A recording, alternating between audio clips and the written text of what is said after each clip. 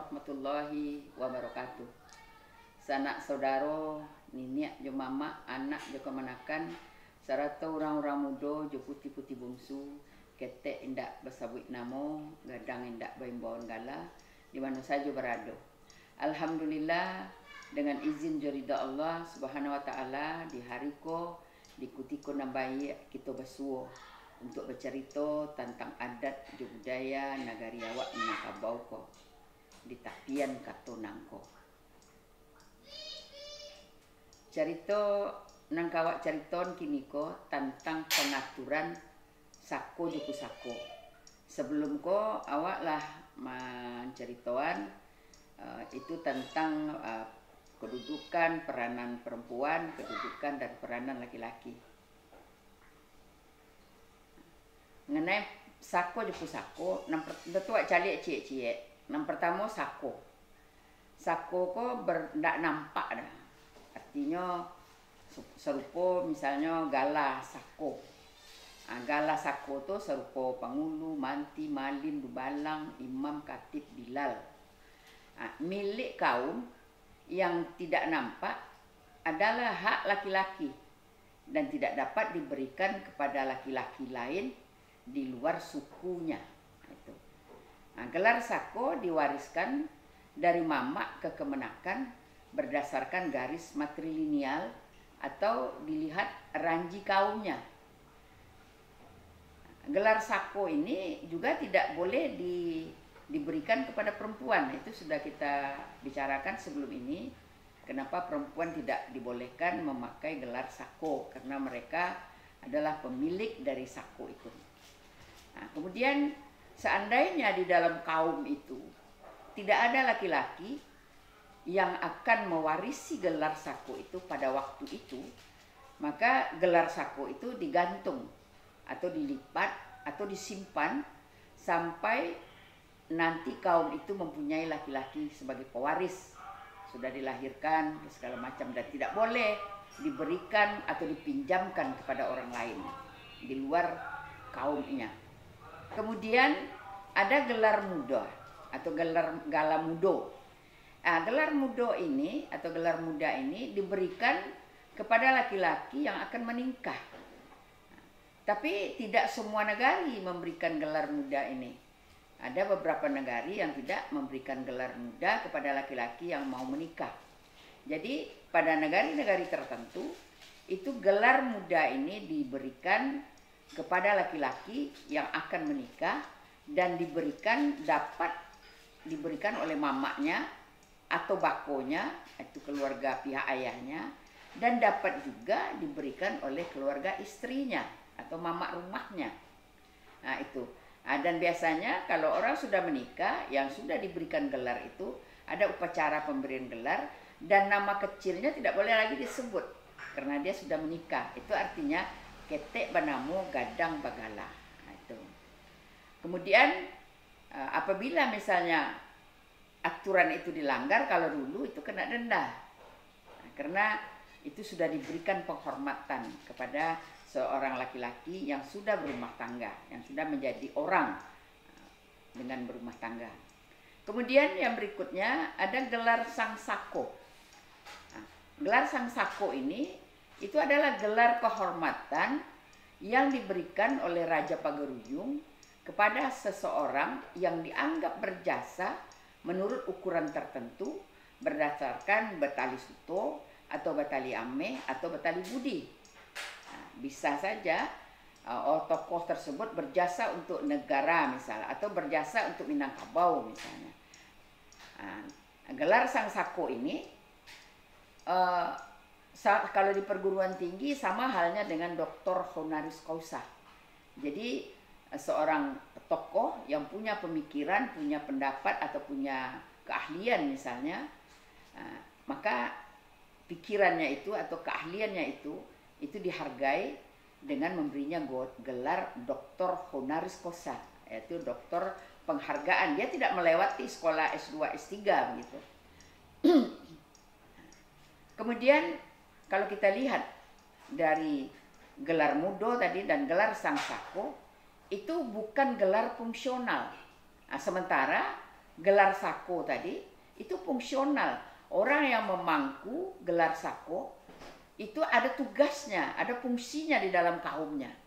Jadi seperti pengulu misalnya, dia berfungsi memimpin kaumnya. Manti juga membantu pengulu. Malin mengurus urusan keagamaan, sementara Dubalang itu mengurus keamanan di dalam perkaumannya. Sementara gelar mudo dan gelar sang sako itu bukan fungsi. Jadi hanya semata gelar kehormatan. Jadi dia tidak berfungsi di dalam adatnya. Cuma dia menjadi orang yang dihormati di dalam kaum yang memberi gelar itu atau negeri yang memberi gelar itu. Kemudian gelar mudo dan gelar sang sako itu tidak dapat diwariskan kepada anak atau kemenakannya. Itu beda yang sangat nyata dengan gelar sako. Gelar sako tadi diwariskan dari mama ke kemenakan, didasarkan ranji kaum. Sementara gelar mudo dan gelar sang sako sehabis orang yang mempunyai gelar itu. Jadi kalau orang yang tidak ada lagi, gelarnya otomatis hilang. Jadi tidak bisa diberikan langsung. Dalam adat disebutkan sahabi kucing, sahabi ngeong. Jadi kalau kucingnya udah meninggal, udah mati, berarti meongnya tidak ada lagi. Nah, itu aturannya. Nah, kemudian kita lihat pengaturan pewarisan gelar sako mengikuti ketentuan dari kelarasan yang dianutnya. Dulu kita sudah bicara, ada kelarasan Kotopiliang, ada Bodhisattva, dan ada kelarasan yang panjang. Nah, pada kelarasan Kotopiliang yang memakai sistem pewarisan patah tumbuh, idui bakarilahan. Jadi orang Minang kan dulu sudah dikatakan juga selalu pada umum banyak sekali mengambil amsal atau contoh-contoh dari alam tekambang seperti tumbuhan gitu. Jadi patah tumbuh. Jadi kalau kita lihat tanaman, kalau kita patahkan, di mana patahnya, di situ tumbuh tunas baru. Nah, itu yang dipakai oleh kelarasan Kotopiliang dalam pewarisan gelar sako ini. Jadi di mana patah, di situ tumbuhnya. Artinya seorang mama yang mangkat atau seorang pengulu, nah, otomatis gelarnya langsung kepada kemenakan kandungnya. Nah itu, jadi tidak dicari-cari gitu. Sementara di kelarasan Bodhisattva itu memakai sistem pewarisan hilang baganti, mati batungkek budi. Jadi hilang baganti artinya dia tidak bisa langsung. Pada kelarasan Kotopiliang memakai sistem pewarisan patah tumbuh, idui bakarilahan. Patah tumbuh artinya di mana patah tanaman, sebuah tanaman, di mana patah, di situ tumbuh tunas baru.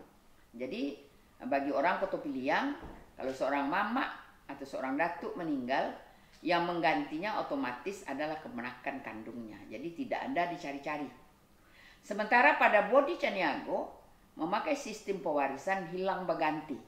Artinya pada suatu kaum itu kan ada beberapa perut atau beberapa ibu yang punya anak, itu kemudian dipilih, kemudian dipergantikan gadang balega. Mungkin yang meninggal ini pada parui A misalnya, harus tidak boleh lagi parui A itu diganti dengan parui yang lain.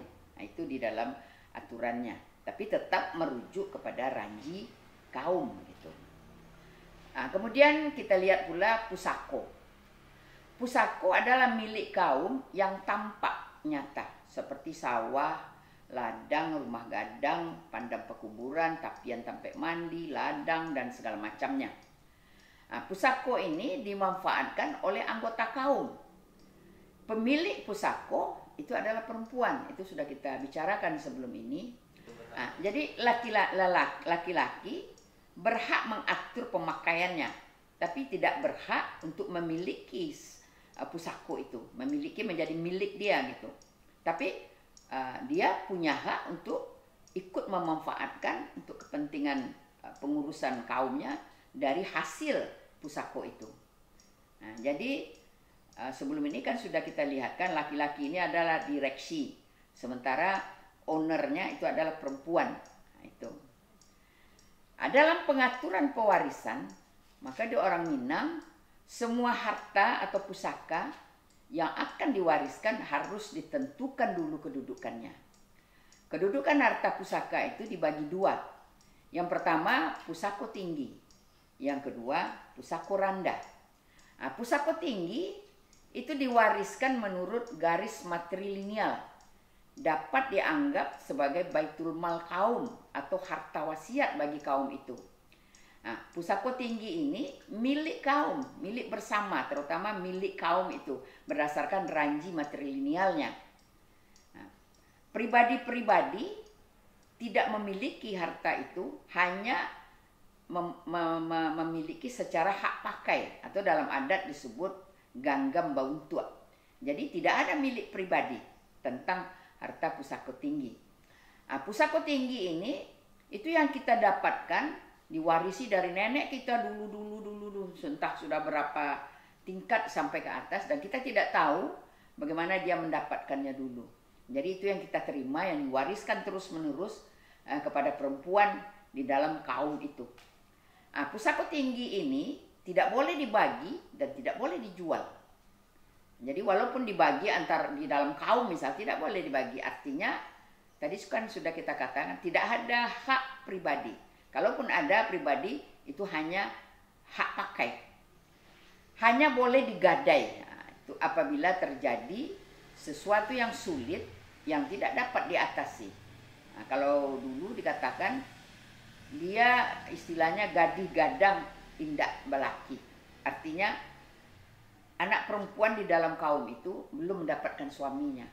Jadi mungkin untuk membiayai, untuk mencari suami atau melaksanakan perkawinannya itu boleh menggadai. Kemudian rumah gadang ketirisan. Jadi rumah gadang itu bisa memang bocor karena sampai masuk air misalnya, atau juga sudah rusak, atau bisa juga orang di dalam rumah gadang itu, di dalam kaum itu mendapat malu atau dapat utang yang tidak bisa dibayar. Nah, itu dibolehkan untuk menggadai. Kemudian yang ketiga, mai tebujo tengah rumah. Jadi ada yang meninggal tapi tidak bisa dilaksanakan. Tapi sebenarnya kalau sekarang tidak mungkin seorang mayat tidak bisa dilaksanakan karena sudah menjadi fardu kifayah secara agama kita. Nah, kemudian sekarang ada juga yang menambah ya, boleh menggadai untuk membangkit batang terandam. Misalnya gelar sako tadi sudah lama tidak dibangkitkan karena tidak ada biaya untuk melanti atau untuk menobatkan seorang penghulu itu. Untuk itu juga dibolehkan sekarang itu.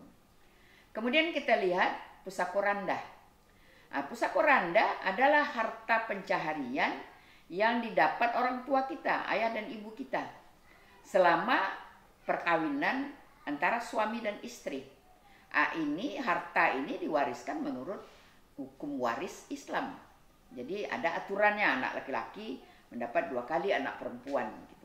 Di sini sering terjadi kesalahpahaman, terutama dari orang yang tidak memahami ini. Dianggap orang Minang ini katanya filosofinya adat bisa disarak, sarak bisa dikitabula, tapi dalam pembagian harta tidak menurut aturan Islam. Nah, jadi karena harta itu dibagi oleh orang Minang atas 2 bahagian itu dan mendudukkannya secara agama, kedua-duanya sudah diletakkan pada tempat yang tepat yang tidak menyalahi nilai-nilai agama. Itu yang perlu kita pahami. Nah, begitulah sanak saudaro, niniak jo mama, anak jo kamanakan, sarato urang-urang mudo jo putih-putih bungsu, kete indak besabuik namo, gadang indak baimbon gala, di mana saja berado. Alhamdulillah kita sudah membicarakan tentang harato jo pusako atau sako jo pusako. Tentu bagaimana selanjutnya yang pada kesempatan di Tapian Kato ini tentu tidak mungkin kita membahasnya secara lebih luas lagi, tapi yang penting pokok-pokok yang mesti kita ketahui itu yang kita sampaikan. Mudah-mudahan ada manfaatnya untuk kita bersama untuk memahami adat tentang dan budaya negeri awak Minangkabau ko di Tapian Katoko. Waalaikumsalam warahmatullahi wabarakatuh.